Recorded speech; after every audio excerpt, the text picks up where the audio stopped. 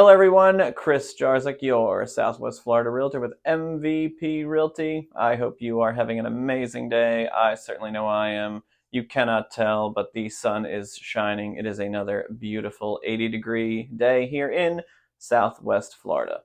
For today's video, I'm going to be giving you a lot of my dislikes that actually you may like in regards to the city of Cape Coral. And speaking of City of Cape Coral, we currently have just a green screen, so thanks to the magic of editing, voila, we are in no, we are not in Cape Coral, sorry, hold on, one more, still not Cape Coral, I'll get it right one of these days, and Cape Coral. See how beautiful that was.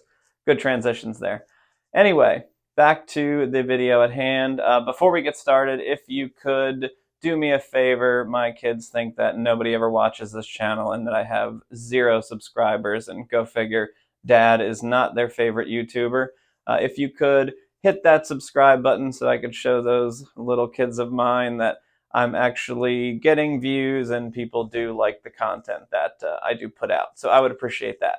Without further ado, here are my strong dislikes of Cape Coral that actually you may like. First on the list, and this is in no particular order, is going to be the vast amount of storage units that we have here in Cape Coral. All total, I believe there are 22 separate storage facilities that we have, and there are going to be more on the way. I understand the concept of storage units. A lot of it stems from younger generations doing more adventurous things, and this is actually not just local to Cape Coral. I've read several articles that have said this is a nationwide thing.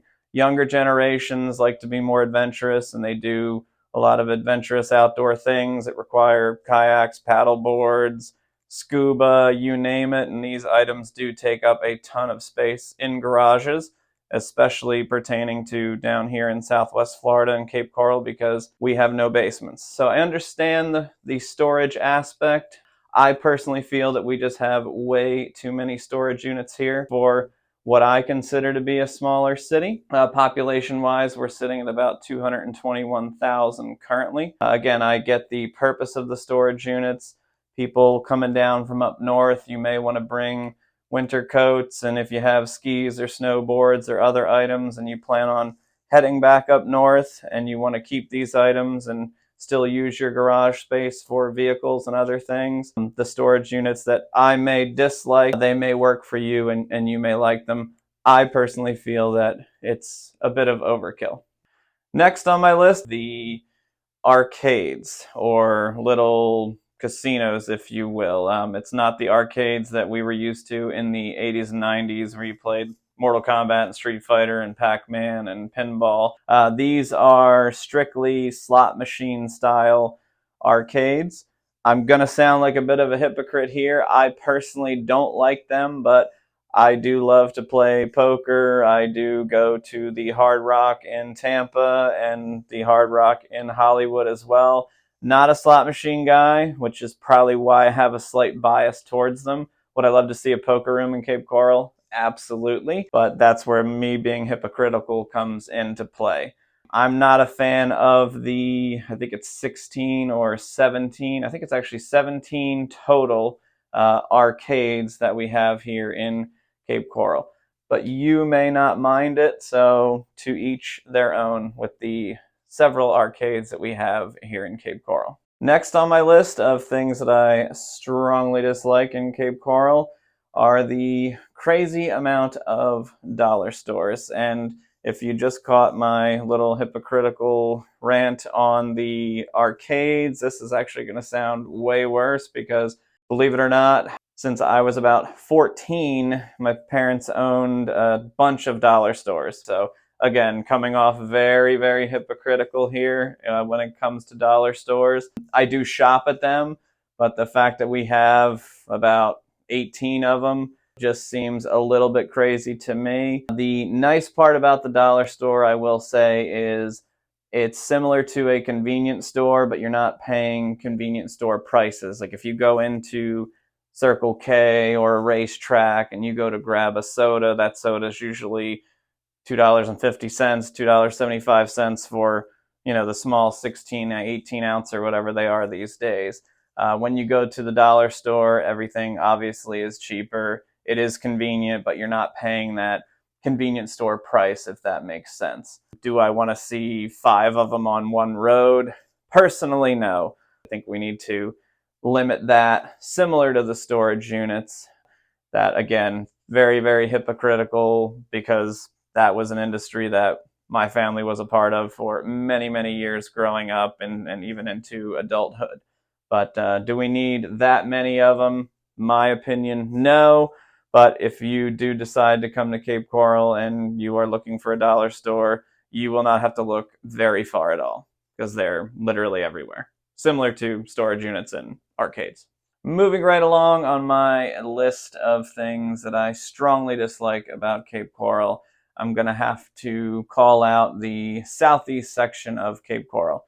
It's not the people, it's not the homes, it's not the area. It's beautiful. There's a lot of great golf access.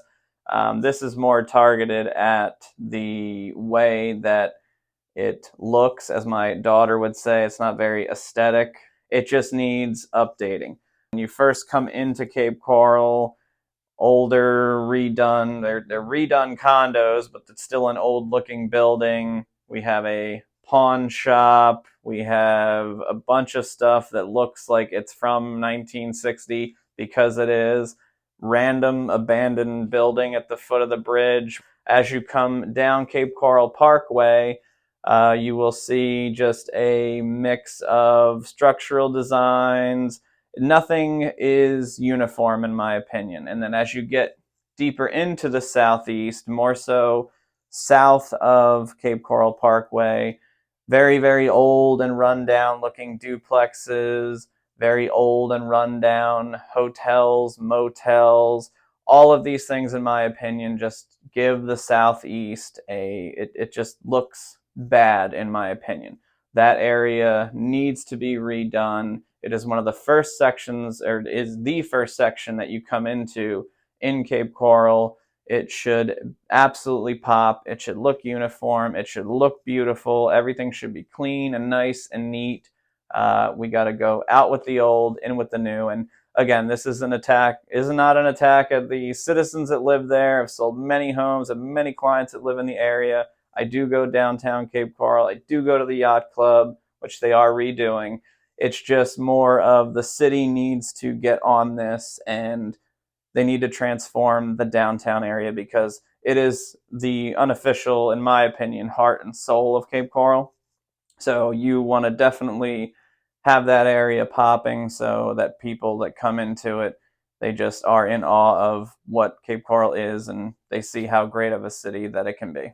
The next one on my list of strongly dislikes is the future assessments. Now, if you're not familiar with the assessments in Cape Coral started, it was predominantly well and septic, and then the city moved towards doing city water and city sewer. When I first moved into my home in the southwest, the assessments had just been done. They just finished paving the road and had just hooked up to the city water, city sewer. It was around $13,000 at that time. They've gradually increased in price over that time, and now the proposed budget for somebody moving into a section of Cape Coral in the northeast and northwest that does not have city water and sewer is going to be a little over $34,000. To me, that is outrageous. That price is absolutely nuts. I get the idea that you want to go on to city water and city sewer.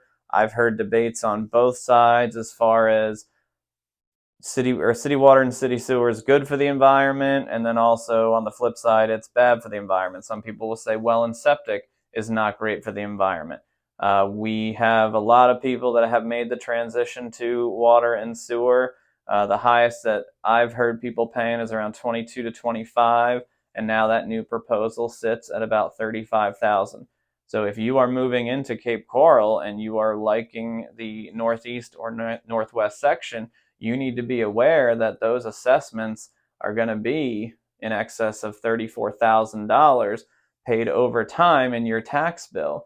And if you are doing a mortgage and you have specific ratios that you need to stay in, this is going to elevate your monthly payment, just because your mortgage company is going to escrow in your taxes and insurance. So that's going to hike your monthly payment up quite a bit, and these numbers are very, very substantial. So if you are going to plan on relocating or are planning on relocating to Cape Coral, you have to be aware of that looming $34,000 assessment bill. That can throw off a lot of things when it comes to a mortgage. Keep in mind, as I said, not everywhere in Cape Coral will have this $34,000 assessment. There are homes in the southeast, as I mentioned, and the southwest that there are no assessments. The owners have paid them off. For myself, for an example, when my assessments were the cheaper end at $13,000, I had paid them off gradually over the next 15 years via my tax bill. So I currently do not have an assessment balance. Most of my neighbors do not have assessments. One of my rental properties has a $3,000 balance left. So it's very, very low. It's going to be for incoming northwest and northeast sections that do not have it currently. So if you currently are looking in the southeast, southwest, there's a good chance that your assessments are either in and paid at this point, or they have somewhere of a balance anywhere from very low to 15, 18 grand. If you are looking in the southeast and southwest and you haven't called me as your realtor and you're using another one, always have them check the assessment balance. There's also a website, or you can call the city to find out the exact balance of the assessments before you go ahead and make that purchase. But just be aware, if the property is on well and septic, that you will eventually be forced, this is not a negotiation piece, you will be forced to run the city water and sewer assessment. So just to clarify on that, not everyone is going to be hit with $34,000. Some people have already paid off their assessments. Some people will have balances from very low to very high, but anything upcoming in the Northeast and Northwest will have a large $34,000 assessment bill. Last but not least on my list of things that I strongly dislike about Cape Coral is going to be traffic. This is probably going to get a lot of laughs from people from New York, New Jersey, the tri-state area, other large metropolitan areas that have hundreds of thousands of people. As I said earlier in the video, you may have caught, we have about 221,000, 225,000 residents. And I think it's just me being very impatient as a person and a driver. I'm not a speeder. I like to get from point A to point B very quickly. But again, that's just me. If you are somebody that is calm and cool and collected as a driver and you have all the time in the world, this may not bother you. But to me, as we're growing as a city, we have more and more traffic, and a lot of that traffic that bugs me is centered around the midpoint and Cape Coral Bridge, the lower bridge for the southeast section of Cape Coral. The traffic may not bother you, as I said. I personally can't stand it. I think a lot of what happens is there's a lot of people on their phones. Even tiny accidents, the small rear end accident will set you back 30, 40 minutes on that bridge. For example, the other day, the kids and I were rolling over and somebody rear-ended somebody right at the opposite side, the Fort Myers side of the bridge, and we were held up on the tippity top of the bridge for 30 minutes because everybody had to stop and see, and they had to redirect traffic. So traffic here is getting to be a problem for me, as I said, before me being impatient, but it might not be a problem for you. As the city does increase in size, we're going to need to figure out a way to shuttle people from Cape Coral to Fort Myers, and there's only 4 bridges that can make that work. So that is going to be something that the city needs to address. The traffic is getting worse, at least for me. Again, my opinion, may not bother you. But that's just something that's starting to really get on my nerves. So just to recap of my strong dislikes of Cape Coral, we are going to hit up the storage units, the arcades, dollar stores, the southeast section of Cape Coral, the assessments, and the traffic. As I said in the beginning, these are things that I dislike, and they may not bother you one bit. I'm not trying to make Cape Coral sound horrible just by citing these few things. I'm actually in the process of shooting a strong like video, if you will, the things that I absolutely love about Cape Coral. And the things that I love about Cape Coral far outweigh the things that I dislike about Cape Coral. Again, these are my personal gripes. A lot of clients will chuckle at, things that I say that I dislike. It might be me just being a little bit spoiled as a resident here for so many years and seeing the growth. But the growth is wonderful. And obviously it's a beautiful place if you've come to visit or thinking of coming to visit. Once you get down here, you'll see, the boating, the sun. The weather's beautiful. The people are great, aside from just a few things that I dislike. So definitely not trying to stop people from coming to Cape Coral or make it sound bad. There are many, many things that I love about it, and I will showcase that in the next video. I wanted to thank you guys for coming over and checking out this video. If you have any questions about Cape Coral or Southwest Florida, feel free to throw them in the comments below, or you can always call, text, or email me, Chris Jarzyk, MVP Realty. My number is 239-823-1685. Keep an eye out for the love video for Cape Coral. It's not just hate. There's a lot of love coming there. So we'll see you on the next video. I appreciate you watching.